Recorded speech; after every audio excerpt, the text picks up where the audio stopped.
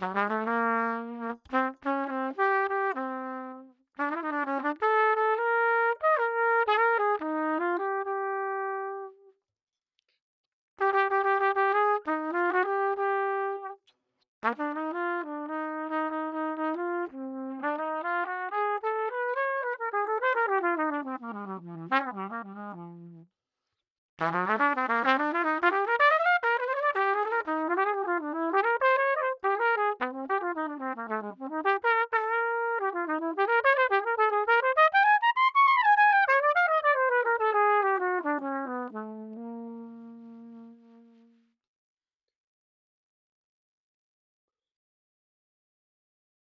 how you doing? It's Trent Austin, and this is a new arrival into my collection, and it's just a stunner. It's got a lot of components on this horn. I call it the Monach, and I'll tell you why in just a bit. So please stay tuned to this video. Cheers.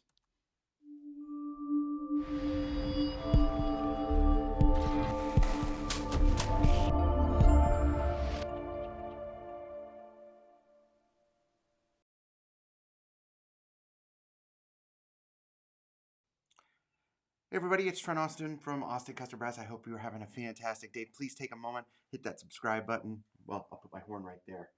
So hit the subscribe button right at the horn and stay up to date with us. Thanks again for your great support of the shop.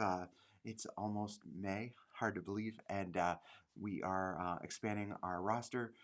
We're very happy for that, so stay tuned for all the new developments at the shop. This horn came to me. I took a flyer on it. I'm going to show you some before pictures so you could see just what condition this horn was in when I got it. But I love sterling silver. If you know, my Copernicus is a sterling bell. I've always loved sterling silver bells. So when I saw the chance to buy a 72 sterling bell, which I've never seen a 72 sterling bell, I took the chance. And this one has a special edition. It has a early Monette receiver. So let me first take off my La Freak here and show you. So let me take that off, and I'll show you the first cool part of this horn, which is that Monette receiver. So hold on. So it's actually a full lead pipe of his, and it's actually a reversed tuning setup. This horn comes with two different tuning slides, and I'll talk about those in a bit as well because they're vastly different. There are some numbers on this, and I'm going to show you a picture of the original lead pipe, which is right there. You can see some of the numbers: 133, 3S, 125. I think the 125 has to do something with the gap of the mouthpiece, but I'm not sure about the others. If anybody out there knows what those actually stand for, send us a message to info@austincustombrass.com. So it's very nice because you have this beautifully centered and rich lead pipe, but still maintaining the characteristic of the Bach trumpet sound. And then, of course, we've got this beautiful, there we go, Bach 72 sterling silver. So very cool sterling silver bell.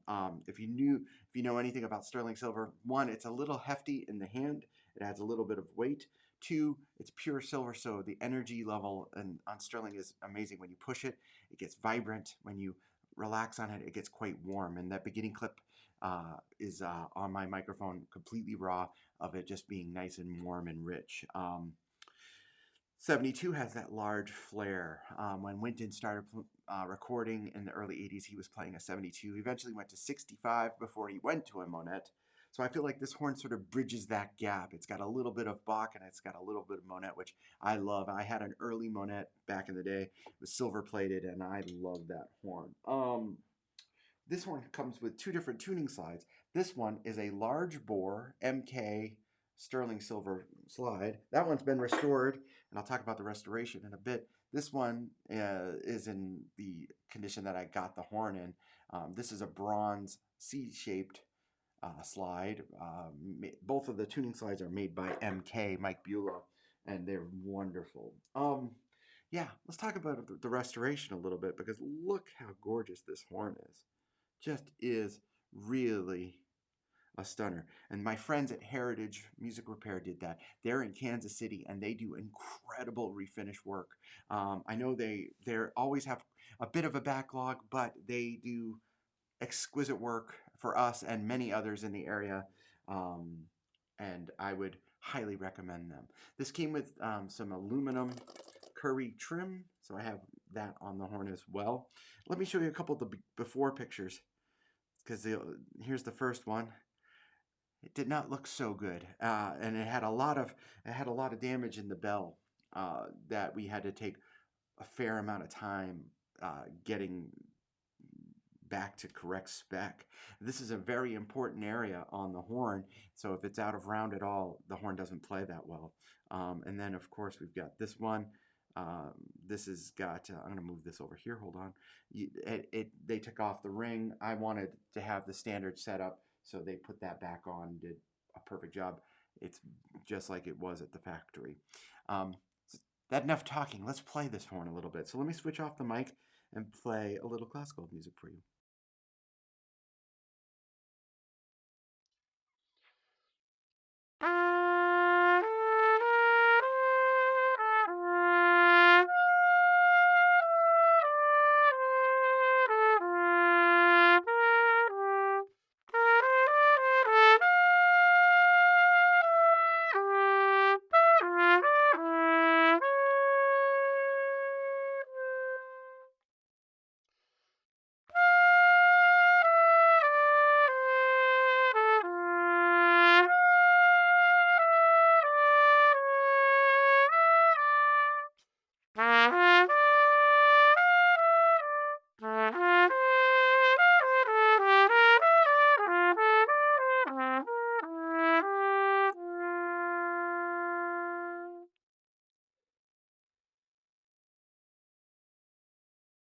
Sure, you can hear that this connectivity of the notes is so beautiful on this horn, and I'm not sure that's sterling or it's just because I love the horn so much.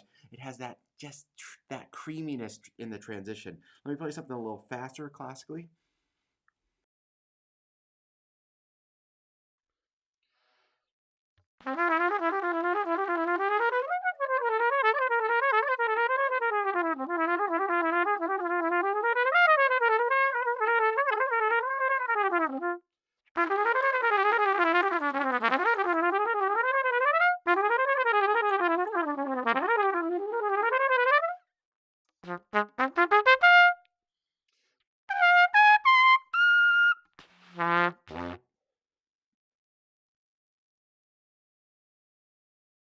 My fingers aren't up to the task, of course, and it is, a little loud because it has metal guides. I'm going to put that closer to the talking mic so you can hear that.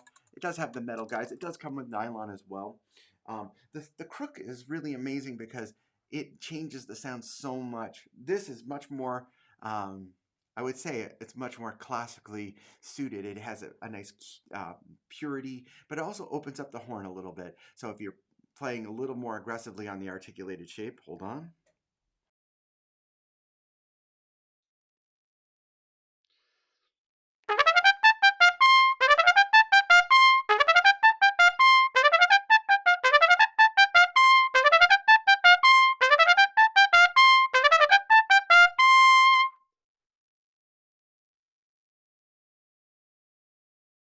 Do something like that, it has really good crispness. Now, if I put the other slide in, I'm going to empty that water.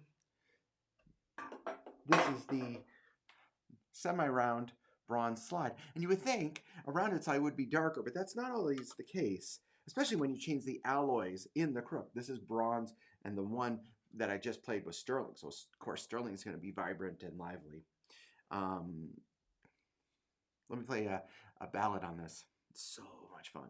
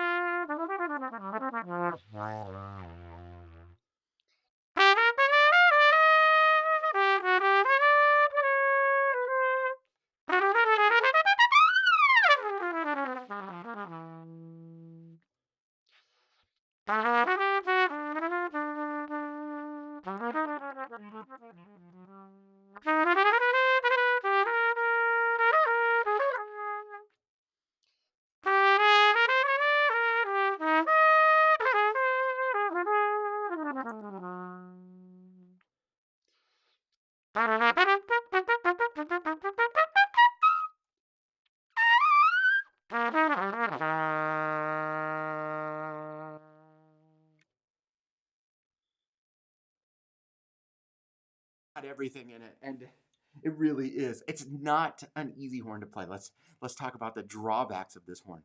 I'm so spoiled by the Adams instruments and how easy they are to play. This horn is not easy to play, but I think there's a bit of a trade-off. I've got to be like everybody else out there. When I grew up, I played a Bach trumpet, so there's still something in my head that has the Bach sound model inside my head. And while this is a little bit off the 37 sort of, generic, this is a Bach trumpet, it still has that Bach characteristic, which I love. I mean, I don't really like how the horn plays. It's not an easy horn to play. It doesn't respond the way I want it to respond, but the sonic result, and this is just a raw microphone in a short ceiling, so you probably can't hear it. I'm going to do a better recording on this horn and just post it in a while. I think it just sounds absolutely ridiculous. So let's play some pop and lead stuff on it too, because you would think the 72 flare is too big, but remember, one of the most popular combinations in the 70s especially was a lightweight 72. So I'm going to switch mics, I am, but I'm also going to switch mouthpieces to my TAZ. I don't play this mouthpiece that much anymore, so I might bottom out.